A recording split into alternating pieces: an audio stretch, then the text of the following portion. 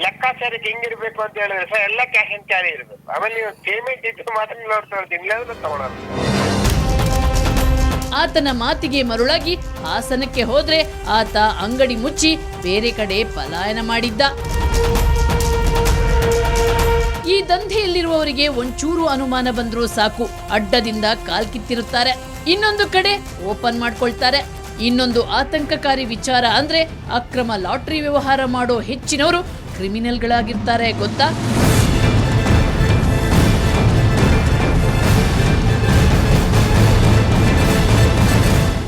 ಈ ಅಕ್ರಮ ಲಾಟರಿ ದಂಧೆ ನಡೆಸುವ ಹೆಚ್ಚಿನವರು ಅಪರಾಧಿ ಹಿನ್ನೆಲೆಯವರೇ ಆಗಿರ್ತಾರೆ. ಹಾಗಾಗಿ ನಾವು ರಹಸ್ಯ ಕಾರ್ಯಾಚರಣೆ ಮಾಡುವಾಗ ಕೊಂಚ ಯಾಮಾರಿದ್ರೂ ಅಪಾಯ ತಪ್ಪಿದ್ದಲ್ಲ.